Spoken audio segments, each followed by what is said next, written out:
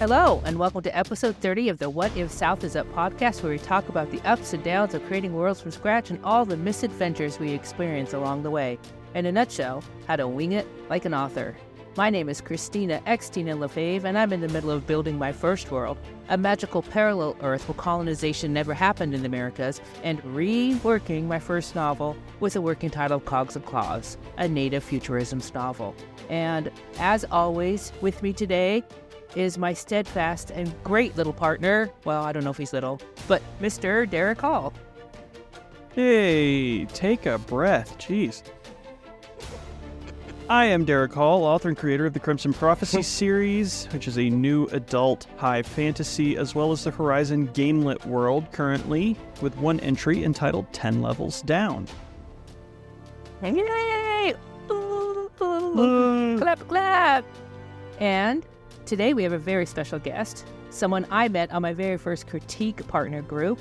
And while I continue to struggle with putting together my first novel, this talented young fellow not only completed his, but is about to be published. Everyone, please take a moment to meet Mr. J.T. Chugg. Thank you. Thank you. I don't know how talented I am, but thank you so much for the introduction. Yeah, so I'm J.T. Chugg, and I'm publishing my first novel, The Song of the Forest, so it's been a lot of fun. About 5 years of sweat and tears. Oh, good, then I don't feel so bad. I'm only on year 4, so I don't feel so bad. You'll get it the next year.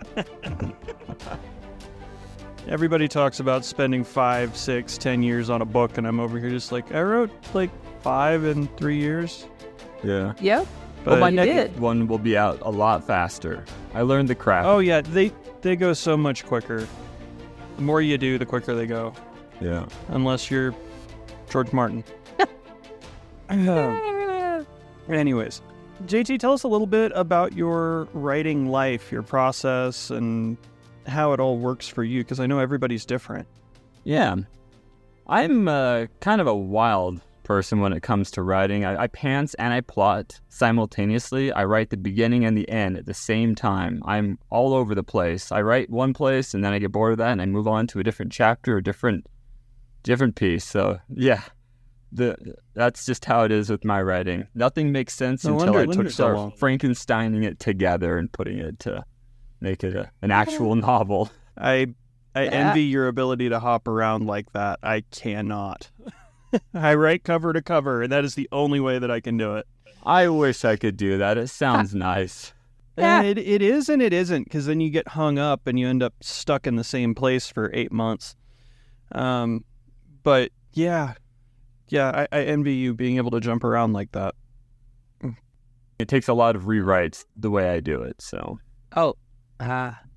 So I do jump around when I'm creating my outline. I jump around all over the place. Oh, I need to go fill this out. I need to go fill that out. I need to decide to make this decision. And I do that because, well, when I was in the critique group with JT, I would write a bunch of words, a couple of chapters, and the people would give me feedback. And I'm like, daggone, I'm missing a bunch of stuff, or this isn't going to work. So I'd have to rewrite it. So I got tired of rewriting everything. So I'm going to try the outline thing. Try the outline thing. Has he seen your outline? I don't think he has. But the wheel within a wheel of death? No, I don't think he's seen that. If he did, he didn't remember. Anyways, so JT, the title of your debut novel is Song of Forest? The Song of the Forest, yes. Awesome. Tell us a little bit about that world so that our listeners can understand a little bit about the world you'll be playing in on the show today. Okay, yeah, certainly. So it first takes place in, so it follows a high school student, and so it takes place a little bit in our world.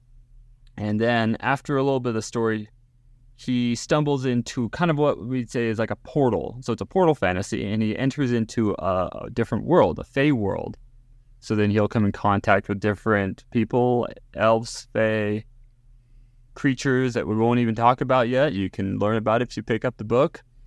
And so it's kind of a story of him and his struggles, because he has like dyspraxia. He's socially awkward. He doesn't know how to, and so he's always escaping into these fantasy worlds. Well, eventually he stumbles into one, and now he is realizing, wait a second, all this stuff is real now. It's a little too real for me.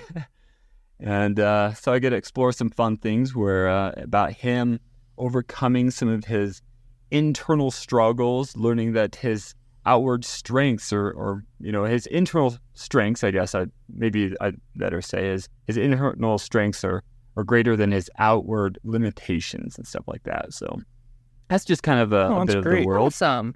It's a young adult audience? Young adult audience. It's Okay. 79,000 words. Nice. Perfect. So little fae mysticism fantasy world. Got it. Very cool. And just from your description, I'm getting a similar vibe to the Keys to the Kingdom series by Garth Nix. I've never read that one. Maybe I'll have to. They're excellent. They're named after days of the week. There's 7 of them, and they're absolutely fantastic. I read them in high school, and I still reread them every chance I get because I love the idea. It's basically just, your average kid that's trying to escape that ends up finding an actual fantasy world. So, very similar concept, but I'm sure the execution is worlds apart. No pun intended. No pun intended. I'll write that down and I'll look it up. Thank you. Yeah, they're really good. So what is one thing in your world that you're particularly proud of that you came up with? Proud of? I have never actually been asked this question. Like a favorite character, a mechanic, something like that. One of those creatures you don't want to tell us about? Yeah.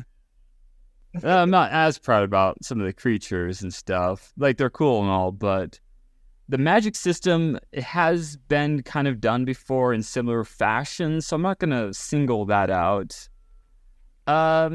Maybe just kind of the order, how things take place. And I just barely explore that concept in the first book, and I go more into it in the second, but just the orders in the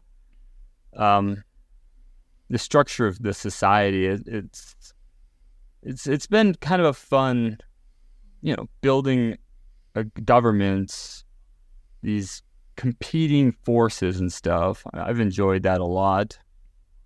Oh yeah, for sure. Because it's a world that was first created as a place for humans and fae to get along, because they don't usually get along. And so there's all that back, stabbing people in the back kind of stuff that you'll barely learn about in the first book, but it will be heavily explored in the second. Well, so Gotcha. politics. Nice. Yeah. Love a little bit of political intrigue in a fantasy. I think it adds a lot of depth to the world. For sure. Now that we got the introductions out of the way, our first big question of the show. Derrick, what are you drinking today? I have something very simple. I have rum and Coke. Yeah. Good old standby. Simple. Yep. I have a Down East winter blend cider that has cinnamon and nutmeg. Ooh. Something about putting nutmeg in a beer or a cider that's just tasty. It's good. You have to shake it a little bit before you pour it. Oh, then, yeah. Because there's lots of that stuff in there. It settles. Very cool. So, what about our guest, Mr. JT? What are you drinking tonight? You are going to make fun of me then. I don't have anything fancy. So I actually just have, you're going to think I'm 4 years old at this point. I just have some apple juice, something clear, something that I can drink right now. So nothing too fancy. No shame in that. No shame. No shame. None. No. Now. We've had everything from weird beers to writer's tears, so no shame. We did have writer's tears. That's correct. We did. Yep. So, Xtina, what have you been reading or watching lately? No reading. I know. No lectures. It's not a good thing for a writer not to be reading. Shame.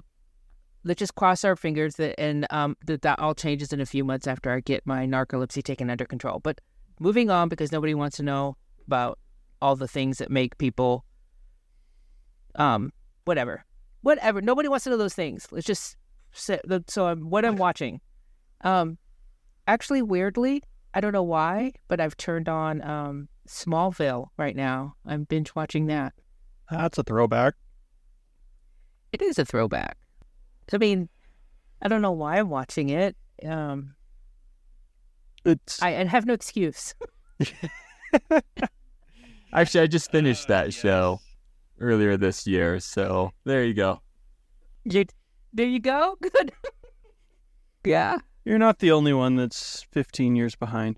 It's interesting. I mean, they definitely have a formula for each of their episodes. Oh, yeah. Yeah, they do. Although I'm on season 5 right now.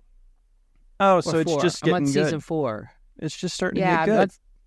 Yeah, and the writers, the show writers are having a problem because I can tell because the actors are definitely adults now. Yes. But they're still in high school. Yep. So Yep. you know, they're treading this line of trying to be, you know, sexy CW TV, but they're teenagers, but they're so I can see them, like, I can see it peek through at times. That was a definite problem. Where that line is. Was a definite problem. I think it was season 5 or 6. They finally get out of high school and like everybody goes to college, and then they can finally do the CW thing, and it takes a dramatic shift. Yeah. So I could definitely see some cringe moments, and I'm like, what are you doing? Yeah. I mean, to be fair, Buffy had the same problem back in the day, so it's true. That is very true. Very true. I mean, there was a lot of watchers, fans who really didn't like that when she went to college, she actually had sex. Yeah. It was a big problem for people. And then there's me, who named a cat after Dark Willow, so. Oh, who wouldn't? She was awesome. Mm-hmm. For sure. What about you, JT? What are you reading or writing? I mean, reading or watching? Thank you. Well, watching? What was that show called? Young Sheldon actually just came on Netflix a few days ago. Or at least that's when I saw it. Did it? Starting with the season 1? Season 1? Yeah, it's got like 4 or 5 seasons. Yeah, I think the whole thing's up there. Yeah, it's been great. Nice. Yep. Flying through them. I haven't gotten around to that one yet, but I kind of want to. Yeah. And then... I definitely want to. Then reading, I just bought, Patrick Rothfuss's new book that he released. It's the novella. So I'm excited to read that one tomorrow. Oh, I'd be interested to hear what your thoughts are on it. I haven't read it yet, but it'd be interesting. Oh, yeah, for sure. Well, I have a milestone to report. It's only taken me a year, but I'm about halfway through the very last volume of Cradle. Woo! I'll be done soon, which is both happy and not. Happy for podcast reasons and not because I want more of this world. I've been reading that. Awesome. I've been reading some of the Derby releases from some of my fellow Derbster authors that I've picked up and haven't gotten around to doing betas or anything on, but that I wanted to read. So I'm working on a couple of those. One of which is it's called The Concrete Crown by T.O. Tate.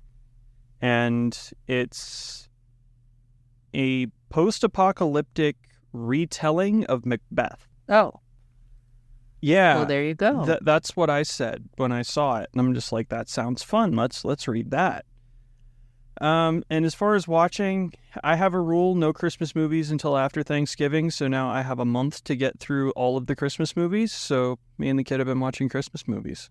He got to watch Polar Express for the first time, and had a lot of fun with that, so yeah. We got a lot of work to do. Wow. Got a lot of work to do. Christmas time. Yep. I like all the stupid Hallmark Christmas movies. I avoid those. I know you do. I watch like Elf and the Santa Claus and the Christmas Carol movie that Netflix did last year is actually really good. So I'm going to go back to that one, I think. White Christmas, Scrooged. Obviously. Yeah. Scrooged is the one. I like Scrooged. Scrooged is decent.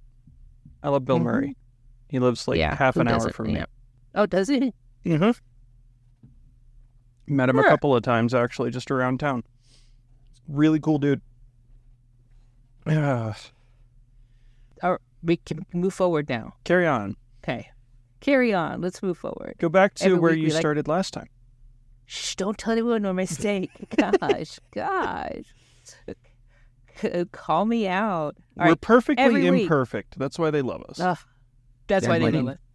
All right. Great. For the Metaphor. fourth time, every week, we like to share one sentence from our current works in progress, a single sentence with no context. Then we let you folks know if we're planning on keeping it, or if we had to watch our darling die. Derek, are you ready for Dead Darlings? I am. All right. Tell us what you got. Anyone long accustomed to power that loses it will do anything to get it back. Yeah. They will, won't they? Yes, they will. That's a scary sentence. Yes, it is. Now imagine hearing that from your prospective father-in-law. Oh, wow. Wow. Yeah. So, JT, do you have one for us?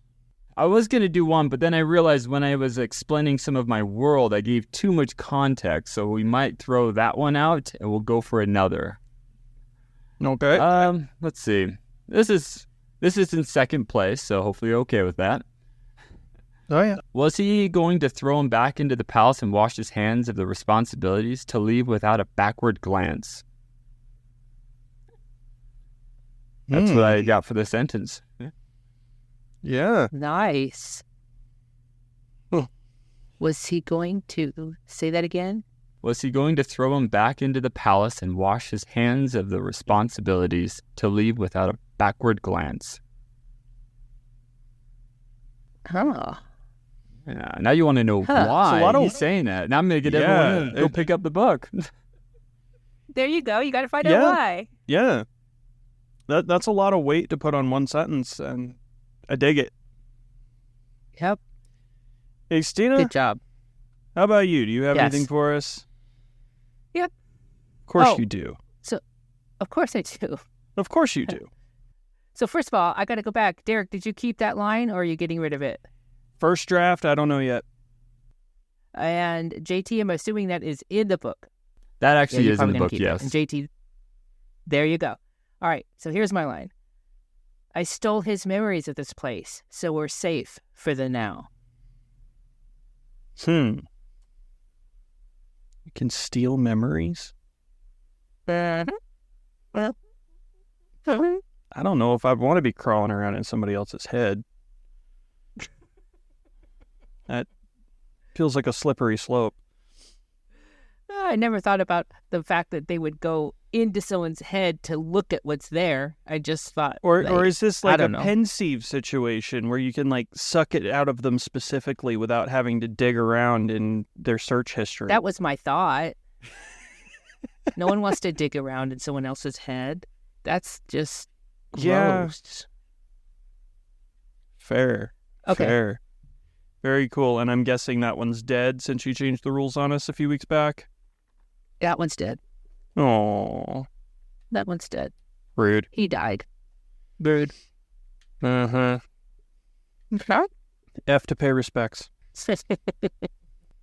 Okay, now on to the point of the show and our favorite game. Each week we roll a d20, which helps us randomly choose from our perpetual list of 20 scenarios.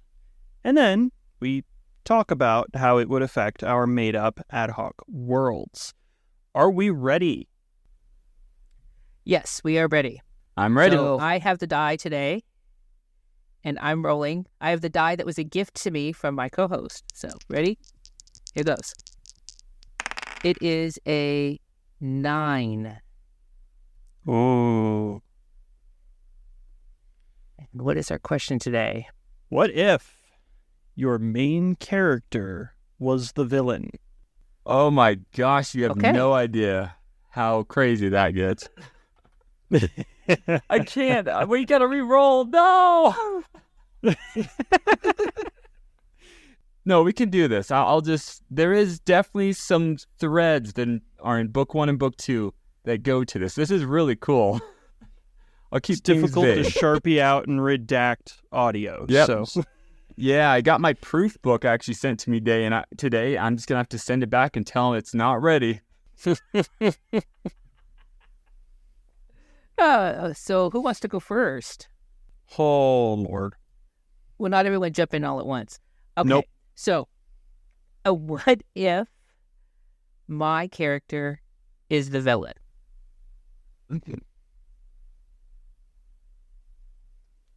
Okay. So how would that look in my world? How would it change the story? It would dramatically change the story. It would hugely alter so many things because, wow, I don't even know how to make her look.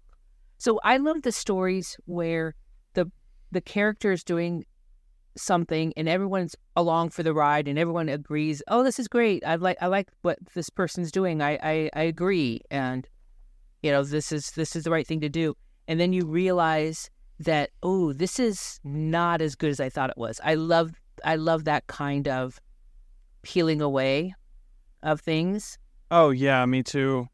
So in order for me to make it so that my main character, Anisha, was actually evil, first of all, how do you be a villain at 17? I'd have to figure that out. That's the prison system. I don't need to. Don't take me there. But wow. So I like the idea of me trying to. So you know what? This is not a horrible. This is actually a beneficial question. I need a reason for the villain in the book, my big BBEG, my big bad evil guy. I need a reason for him to end up really what's the word I'm looking for? Abhorring or really disliking Anisha. And if I can find something that she does that he thinks is villainous, I think I can make it work without changing my story horribly or change my story completely. I need more time. I did make my god in the book. I have a god-like creature in my book, and not to spoil anything too bad, but if you do look closely at her motives and at what she's doing, she can be seen as a villain, but she's not the main character. Right. So how would it change my story? Boy, it would be a totally different story. I just couldn't make it work in this world. Well, I bet you could. Not without changing the theme of my story. It would be a completely different story. I'm not arguing that. I'm just saying you could do it.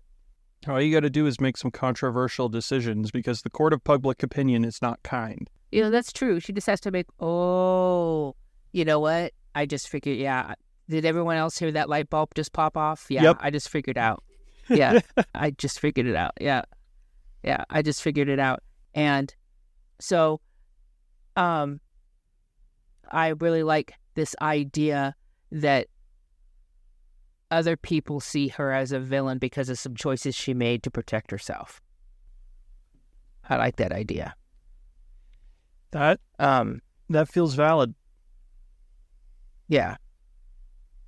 That feels normal. And I have to jot that down right now so I don't forget. That's why we do this. We do this to expand our horizons. But I do love the idea that depending upon the lens you're looking at any particular character, they could be seen as heroic. Thank you. Or villainous. So I really enjoy that. Yeah, and it's all a matter of perspective. So my answer is, I don't think the world would change much, but the story would totally change. Oh yeah, for sure. I mean, I wouldn't have to create any new creatures. I wouldn't have to create any new magic rules. I would not have to create any type of other type of, or modify anything in my world right now to make her seem villainous, but I would change the total story. Yep. It's, if you actually stop and think about it, it's actually kind of remarkable how quickly that can flip. Yeah. Just depending on perspective. So your main character, in your case, Anisha, might think that everything she has done is completely on the up and up, righteous, whatever, made the right decision, but if you take 2 steps back to that random observer, it might not look the same way. So, and I just figured out how I could plug that in. Yeah. Yes. I've actually already kind of plugged that in because my main character, Inara, is wholly convinced that everything she is doing is the right thing to do for the best and needed to be done. But at the same time, I have an opposing POV where they don't see it that way. It's their perspective essentially villainizes everything that she's done. Oh, it's a grab for power. They're trying to take over and all of these things, and they're actively working against it. So in a way, I can kind of see this because I've had to put my head in that zone in order to write that other character. But it's really a stretch sometimes because, like, typically as an author, I'm not going to say always, but typically we tend to agree with the ideals of our main characters. Uh-huh. So in a lot of cases, not all, but a lot, the main character is a pretty good reflection of the author's viewpoint.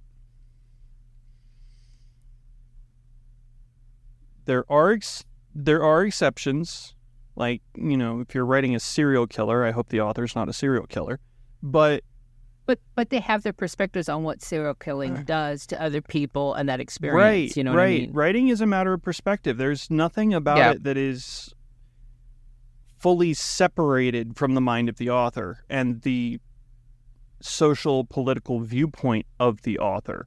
So if you have, say, a Brandon Sanderson or an Orson Scott Card or someone that has a really strong religious belief, that's going to bleed through whether they intend it to or not. So yeah, I can see how villainizing a main character could be difficult, but at the same time, also not. So I will say too that what makes up a villain is going to depend upon that author's perspective. Mm-hmm. So for me, I tend to bend towards a feminist more so than anything. And so, you know, misogyny is a bad thing, but I could really make it really bad. You know, those are villainous actions to me that I can identify with, right? And I think I could write truly. I don't think I could write a serial killer book at all, ever. I just don't have anything to identify with that. I could, but I don't know how well it would come across. Yeah. Any comments on our perspective so far, JT? Yeah. It's just interesting stuff to actually think about and to see it from your side. How does it affect your world? Yeah, right. So this is going to be tricky to go through. So there's the contention between the human and the fae. I can say this. And so in the story, it's pretty quickly determined that the fae won that initial conflict. So they are in control of the city. And what they are doing is rewriting some of history to villainize certain people who, well, in a lot of cases were the other side of the group, you know, more of the humans or other people that they don't agree with, and they pushed out of this city. So you'll see that through the book. There'll be a certain character painted in a bad light, but in reality, maybe it's not as bad as you think. Maybe they actually were the hero, and they rewrote history and took and usurped that like good thing that they did and made it, oh, well, that was actually done by so-and-so, somebody different. So there will be some parts in this book where Aiden, a human, is amongst Fae, and he is called, it's a bit of a chosen one trope, but I do it very differently. He's called for something, and it really irritates a lot of these Fae.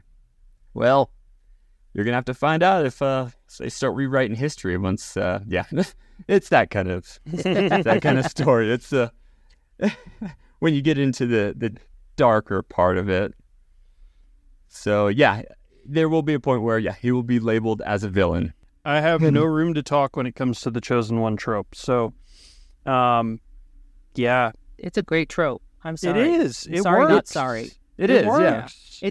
It's a trope. It's a trope for a reason. It's a skeleton for you to drape all the things you need to upon it for a reason. It works. It's just good. Well, I mean, my series is called Crimson Prophecy for a reason, so. Yep. I mean, as I'm more and more getting into this writing and, thinking about the story, the outline, the themes, the plot, all this kind of stuff, there's a reason why so many YA novels, the parents are dead, There's a reason why you have the chosen one. There's a reason why you have prophecy, you know? Even in Smallville, the show that I'm watching right now, there is prophecy. Yep. They needed to up the conflict. They needed to give us something to work towards. They needed to give us an end result. They needed to tell us the ending without telling us the ending. We all know what the story is, but they give this prophecy so that they have something to build upon for the storytelling and for conflict. It works for a reason, and so does The Chosen One. The Chosen One works for a reason. Yep. I mean, It really if you does. If you don't have to spend half the book trying to convince the character that they need to do this thing, you can spend one chapter saying they're chosen, and you're done. You know what I mean? It's accepted. We're moving on. It's believable. The audience that's reading the book can understand what that means, and they won't be saying, "Oh, I need six. I need half a book for you to convince me that this person's going to do this." You're the first elf in 1,000 years with red hair. You inherit this kingdom. Okay. Yeah. Yeah. Like, I don't like it, but all right. Yeah, so tropes are there for a reason. Not only to help the writer, but they're also there to help the reader with understanding what the book's about and if they're going to like it or not. True. I like that. I mean, we can't write to please everyone. So we write to please the ones that understand what, that we understand. That's all we can do. Yeah, you can't make everyone happy. Like, that is a logistical impossibility. So you write for a specific audience. So if you have an audience in mind and you write what they're familiar with, what they can relate to, like in the case of YA, it's going to be, teenage protagonists, that sort of thing. Family problems, parental problems, finding yourself, figuring out who you are, figuring out responsibility, that sort of thing. And it kind of evens out. Like, you can pile a bunch of tropes into something like that, but if the character is relatable, it still works. Yes. Yeah, at the end of the day, people just want to read a good book. If it works, it works for them. Yeah, exactly. If it works for them. If it works for them. That's the saying, is they want to read a good book that resonates with them. Yes. So I don't care how great a writer you are, I can't read it if it's horror. I can't. I don't like it, right? Thriller is a little bit different, but horror, I just don't like. I don't care if it's, Shakespeare came out with a horror. Well, he did, but that doesn't make any, that's not, that's a bad analogy. But anyways, I don't care how great the prose is. I don't care how beautiful it is. If it's a horror story, I will not enjoy it. It's just the way it is. There's certain types of stories that I love and I enjoy. And they could even be mediocrely written, and I could probably still enjoy them as long as I fall in love with the characters and it emotes. It brings about an emotion. Agreed. Yeah. There's a series that I have read religiously since I discovered it. Like, new book, I'm reading it now. And it's an absolutely fantastic story. But it doesn't have the polish. There's typos everywhere. There's weirdness. I came across like a random bracketed note in one of the published manuscripts. Like, what the? That kind of thing. Like it didn't quite see an editor, but I'm willing to forgive that because the story is so good. And the characters are so good. Like, yeah, it's clunky in places, and some of the narrative feels like going down a dirt road too fast, but it works. I love that analogy. That's a great analogy. It works. Like, I would hesitate to even use the word prose to describe this freaking series, but I love it. And it just, what works, and what doesn't, I'm willing to forgive because I enjoy it so much. So yes, being relatable is sometimes better than being perfect. Yeah. And I'll circle that back to our question is making that villain relatable in a way that for that genre, for that story, it has to match. Yes. Yeah. Yes, it does. Okay. And that's something that I've even struggled with the perspective shift between Inara and this other character that I was talking about earlier, because I also want his perspective to be understandable and relatable and not just, oh, this dude's evil because he doesn't agree with the main character. It needs to be, yeah, I can kind of see that. Like, it kind of makes sense. So it's definitely a struggle, and it's difficult to do that in a way that is, to recycle a term that we've used a fair bit here, believable. Yep. So yeah, it's definitely a struggle.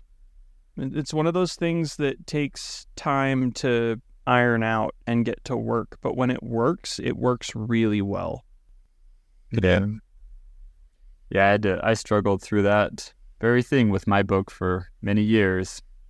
Main character sometimes is a very internal based character, and sometimes they wanted to see a little more action with the character, and so getting that character to be relatable a little bit more in not just internally but externally, what they do and stuff. So yeah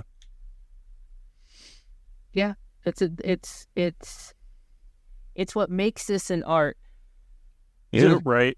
Yeah, writing is definitely not a science. They haven't figured it out. No, they there's no one formula that works for everything, so they haven't figured it out. Rude.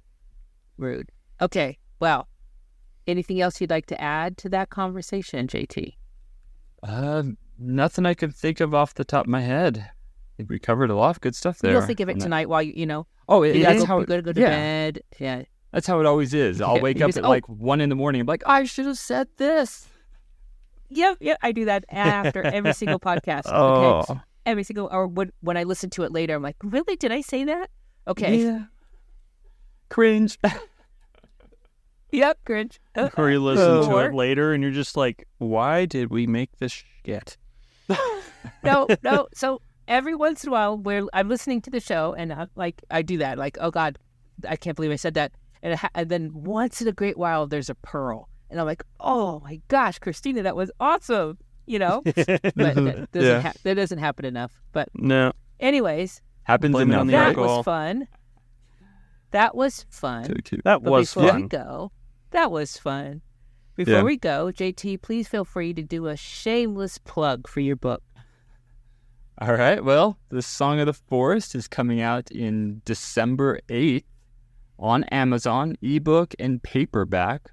Hardback and audio will be next year. So currently, just the two. Oh, Nice. Yeah, well, I've got to find somebody first for the audiobook, but I really want to. So I'm going to make that a priority because I think that'd be a lot of fun. Yeah, for sure. So, yes. so it's available everywhere. On Amazon. Everywhere on Amazon. Perfect. Everywhere on Amazon. Everywhere on Amazon. So if Amazon's your only destination, it's everywhere. Yeah, good job. And you're working on your second one right now. So this was it'll be a sequel. Is it going to be a trilogy? It is actually just 2 books. Unless I get a lot of people asking for more, it's going to end with 2 books. But I can always see potential to continue the story, but it would go down different avenues. Awesome. Well, I started out intending to just have one, and here I am. So, good luck. Yeah, Well, maybe here you I'll be are. Yeah. on my 5th book and you'll ask me, so how's it going? I can't stop. I'll just say once again, it's been fun and enjoyable watching your trip. We've only known each other like I think a year and a half now, and I've really enjoyed your stories. And good luck to you in all the things. And now to continue on with our normal exit. If you're an author, newbie or not, and would like to be on our show, like JT just was, we would love to have you. You can let us know by going to our website, whatifsouthisup.com, and leaving us a message, or you can find us on Facebook and message us there. Also, we're always interested in what-if questions to go into our spreadsheet. If your made-up world has something interesting about it and you would like to pose it to us to see how it plays out in our worlds, we would love to hear from you. Xtina, how can folks find you on the interwebs? My website is uniquelyxtina.com, but I can be found just about anywhere as Uniquely Xtina, and I'm most active on the Clock app and Facebook. JT, how about you? Where can we find you? Well, right now you can find me on Facebook, and I'm trying to set up some other things like Instagram. I'm also working towards finalizing my website, so it currently does not have the domain, so that one's a little trickier to find. So hopefully that will be in the next little bit that I'll have that finished. And Derrick, how can folks find you? My website is derrickhullauthor.com, but you can also find me as dhullauthor on the Clock app and just about anywhere else. That was awesome. We did okay. We did okay. We did okay. JT did okay. Moderately mediocre. We did okay. Say goodbye, JT. Goodbye. Thanks for having me. You're welcome. So long, farewell, Auf Wiedersehen, saying goodbye. I guess you get to sing once in a while.